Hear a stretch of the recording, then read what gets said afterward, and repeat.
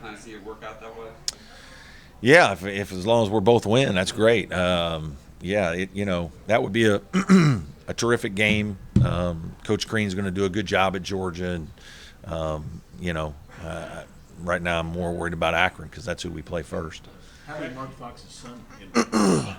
Yeah, Mark and I have become friends through the course of just coaching against each other, whether it's we had a series and we've scrimmaged before and just being in the recruiting circles with one another and been around each other a lot. Nike trip one year.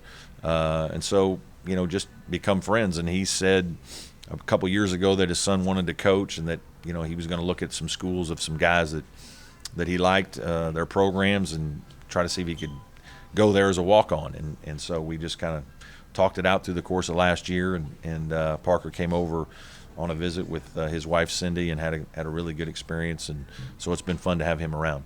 Brad, what are your expectations for Eli this year? I think Eli's going to have a big year.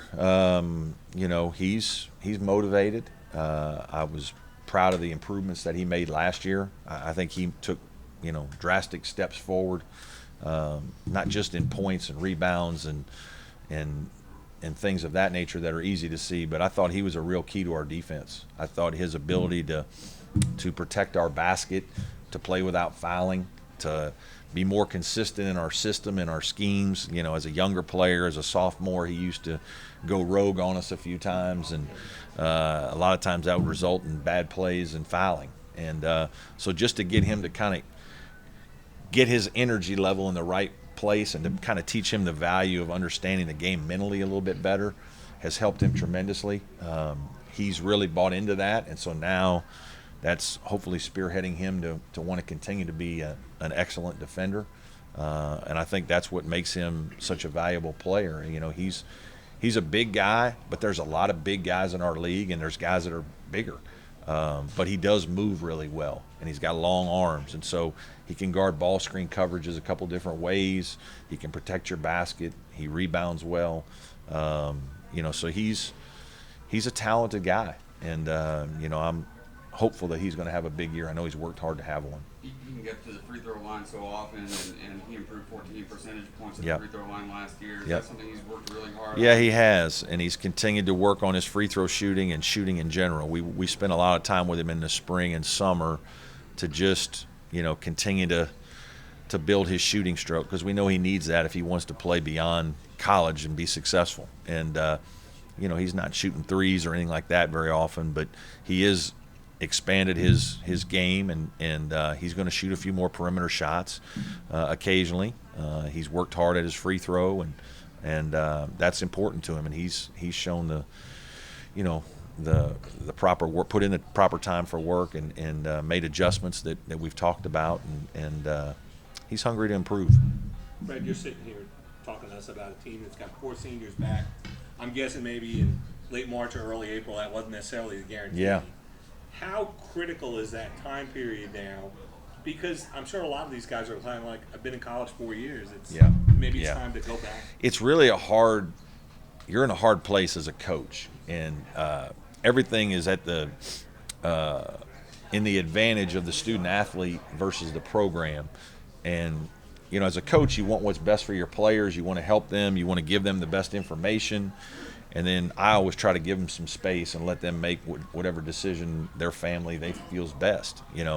But while that's going on, you can't really. It's hard to recruit because you don't know if you have scholarships. And so, when you're recruiting in the year before, you don't necessarily know that guys are leaving, and so you don't recruit in the fall in the same way.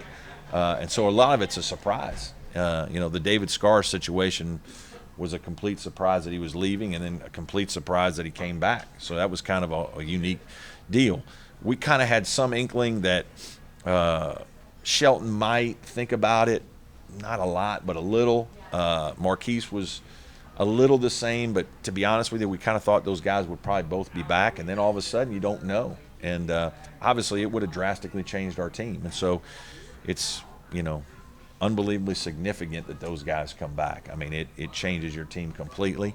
And, I went through that with KJ. When KJ left, I thought we were getting ready to have a tremendous team. I thought we had an NCAA tournament team and an older group and a group that we built together that was really good. And then all of a sudden he leaves, and we're not the same. And we wouldn't have been the same this year if those guys left. So we're extremely thankful they are back, and I think all those guys are hungry to prove that they've got some other things that they want to get done, both personally and as a team. I'm guessing for you and your colleagues, this is just a new reality. It's going to be this way every year, perhaps, if you recruit at a certain level, get to NCAA tournaments, play at a certain level. Well, it is, and there's also now, and the whole thing with guys being able to go to combines and go take it even further, and still come back. And so, as a coach, now you just got to – it's another thing to process. The problem is there's not very many good players left in June. So you can get stuck. And I think you're going to see some programs that get stuck because they're going to get surprised that a kid leaves, and they're going to be left without a guy because they're holding a scholarship. And so we'll just have to wait and see. But we're all trying to do what's best for the players. These are life-changing decisions for them, and whether they go or come back, we want to do what we can to make sure that the kids are put in good positions to be successful when basketball at the college level is over.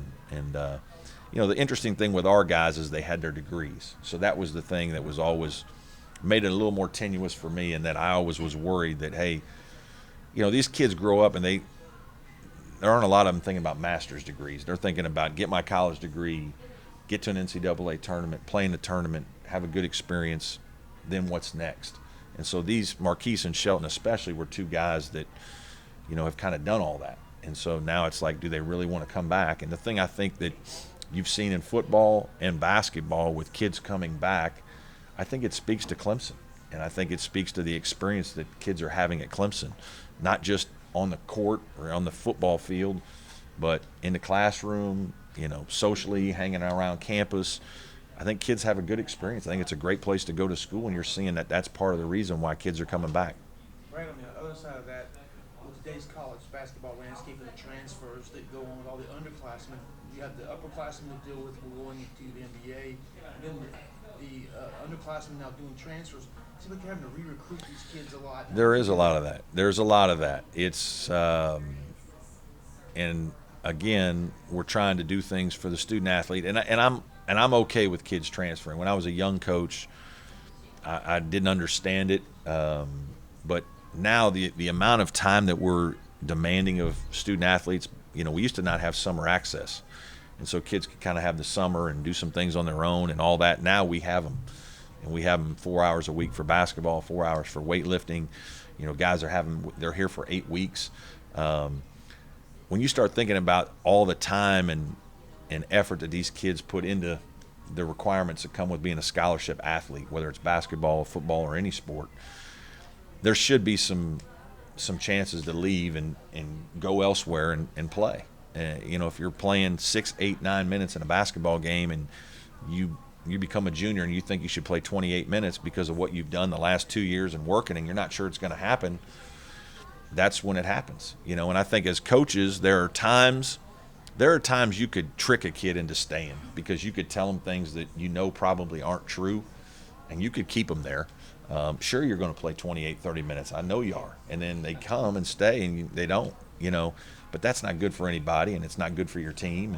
And so I think the best thing as a coach to do is be honest with them, tell them what you feel, and then that's going to result in certain situations where kids then, I just want more. I want to play more than 12 minutes. I want to play more than 14 minutes. I'm a junior. I feel like I should be at 26, 30 minutes a game, and so that's why you're going to have kids leave. So, yes, it makes roster management has never been more challenging as a basketball coach. And, the model with football now with playing 4 games, that's obviously brings on a whole nother unique situation. There's some things that are great about it. There's some young players on my team that I would love to be able to play some games and kind of get a feel for what I see in development and then decide, what? No, we're going to redshirt you. It's probably in the best interest to do that because we've seen you in some game action.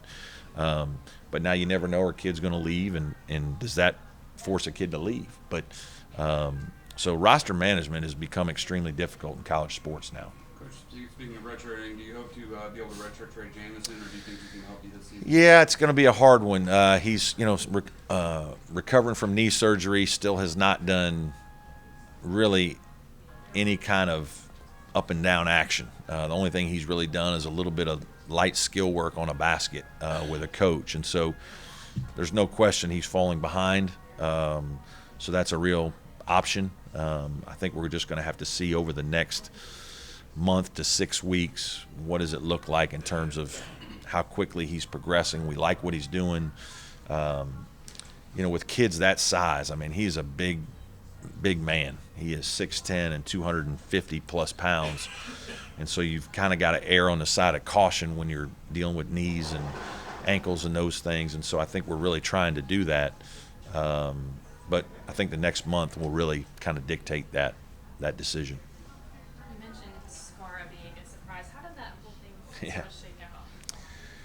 Well, he kind of just came in my office when he left and just said, "Coach, I'm thinking about going back and playing." And he got his degree, and I'm getting my degree, and I kind of think I want to go home and play. And I was a little bit surprised because obviously he only played part of last season, and he'd never said that in the past. It really kind of threw me for a loop because it might have changed some of my thoughts in terms of recruiting. Sit him out a year to only get 1 year out of him is a lot different than getting a second year. And so then I talked to, some of the guys that were involved in his recruitment, met again with David, and he just said, "You know what, whatever it is, he just feels like it's kind of time." I think there might have been a little bit of homesickness. I don't know if he would admit that now, but he's a little bit older guy, and so to admit that is maybe a source of pride that he doesn't want to show. But at the same time, we talked about different things. I talked about with David, I understand. I'll even let you, you don't need to come back for some of the summer workouts. You can come back and, towards the end of the summer if you need an extended period. I know you haven't been home much. And he said, "No, Coach, I just want to go." And then all of a sudden, I don't even remember the time frame now, I get a call from, one of his coaches at the prep school, and he said, "Hey, you guys still have a scholarship. David's kind of changing his mind." He goes, I don't think he feels like he made the right decision. And, sometimes you miss things when you're away from them. And so I said, "Yeah, we do." And I said, "But I need to talk to him before that. We're not just going to do this. There needs to be some conversation." And so I called him and we talked. And, he said he thought he made a mistake and wanted to come back. And obviously he's a great guy. He's been unbelievable in the 2 years he'd been with us. And so it was not really a question of me thinking that, it's not like he had a list of demands that I want to come back and play. It was more of just like, "Coach, I made a mistake. I want to come back." And I knew our guys liked David a lot, and so I talked to one or two of them, and they were like, "Yeah, Coach, we'd love to have him back." Marquise was like, "Let's get him back here." And Eli, who he roomed with, "Yeah, we definitely want him back." And then it was, "All right, let's do this." And so then there was a little paperwork we had to go through with the NCAA. And he came back, right around early August. He was so good for you defensively last year. Have you seen some improvement in his offensive game? Yeah, he is. He's shooting the ball a little bit better, playing with a little more confidence, which I think is important for him. And, he's just another year older, another year in our system. So, I'm very optimistic about what he's going to do for us this year. He's a versatile guy that plays a couple positions. He can play some 3, he can play some 4. He defends at a high level. He guards multiple people. He's a bright kid, and he's been about the team, which is, unbelievably important. So, we're super happy to have him back. Brad, does last year's success kind of open some recruiting doors for you guys, or is it more an amalgam of you being here 8 years? There's a new bill, a recent. Yeah, I think it's a combination of all of it. I think it's, it's a process. The new building is a piece. Showing more commitment to basketball at Clemson, and fan support. Certainly, winning, going to a Sweet 16 shows that you can, you can be successful and have good teams here, playing really important games and win. And then just consistency of staff, having some staffing, back-to-back years, guys that are doing a good job of working the recruiting trails and getting out there and kind of selling our brand a little bit. So I think it's just a culmination of a lot of things that are good things that are happening in our program, and we look for recruiting to continue to improve. I asked Coach Butler the same question. What do you want the brand to be now? What do you want the quote-unquote brand of Clemson basketball to be? Clemson grit. I think that's, certainly, that's kind of our trademark. That's what we're about. It's what we talk about to recruits and players. Passion and perseverance towards a long-term goal, and teaching young people perseverance and stick-to-itiveness, I think that's the best thing you can do for somebody. And making guys understand that your talent is only going to take you so far in life, in whatever area that is, but the people that are ultimately usually the most successful are this people that have this grit, this stick-to-itiveness. And so that's what our basketball program is built on. It's kind of who I am. It's what I believe in, and it's what we talk about with our team all the time. Are you following the trial up in New York? I am. A little bit. I don't read it every day. I What's don't your reaction to some of what you hear? Not surprised. I mean, it's, guys in the business know that there's been a lot of things going on for a long time, and what's really challenging is to try to run a really good program doing things the right way at this level. It's hard. Jerron's name Yeah. came up for a small amount. Yep. I mean, did that catch you off guard? Yeah, it did. And there's definite differences, though, in what's out there and what people need to understand. There's guys that are doing things through third parties to get recruits, which is one thing, and those sums of money are usually much larger. And then there's an agent who works behind the scenes for themselves, immediate gratification to do something that's given money or whatever it might be to secure that kid, a few months later. And certainly that's, I guess, what happened with Jerron. We had no idea of any of it and hadn't seen it. I don't know who Christian Dawkins is, and I've never seen him. And, obviously I'm disappointed in Jerron for that, and I've told him so much. And Y'all have talks. yeah, we have. And but there's a distinct difference. That's going on in every sport or most sports, and that's unbelievably difficult to police. Like, you can't know what's going on with every player. You can do all the education, and you can talk to your guys about what they're allowed to do, what not allowed to do, and there's agents everywhere. It's one of the things why that now we've gone to letting the agents now have more access, and now the top high school players are going to have agents. That's the new NCAA legislation. So that's an extremely challenging aspect of the job, because as a coach too, it's like, how much are you involved in all that? How much can you be involved? And I think I've talked to a lot of different coaches at the level, and every coach is a little bit frustrated with it and doesn't know exactly the best way to handle it. And there's no way for you to really keep your players or their parents or whomever from dealing with those guys, because it's going to be happening to some degree. Brad, do you feel like the game's been cleaned up some here in the past year? Or do you think stuff is still Not really. I really don't. I think, for maybe a short time, guys were a little bit, had their guard up a little bit, but I've always said the guys that want to cheat are going to cheat. They're going to find ways to do things, and obviously the amount of money that's involved in our sport, the amount of money that coaches make, and Mark Fox is a prime example of a guy doing things the right way at a school and winning a good amount of games and losing his job. And if you don't think, if you want to test your moral character, be making the kind of money we're making and then lose your job because you're doing things the right way. You just lost $2 million. You want to test your integrity? Test that. There's a lot of guys that I respect the heck out of Mark Fox because of that. And I don't know that other people, and there's all types of businesses where you can break the rules to to get ahead, and people are out there doing it. You know, ours is, some people want to have the moral high ground on different things, but like, it's a tough situation now to be running these kinds of programs and to know that there are things going on, and you work your tail off, and you might recruit kids for years. The amount of times you drive to a place, the time you spend away from your family, you're at all these events, and you don't get a kid, spending 3 years of your life recruiting people, that's hard.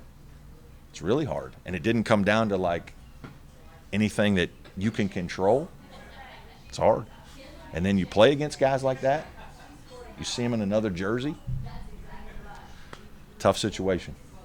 Coach, I don't think anybody anticipated that Gabe would be as prolific a scorer as he was at the end of the Yeah. season. It seemed like it didn't really manifest until Dante got hurt.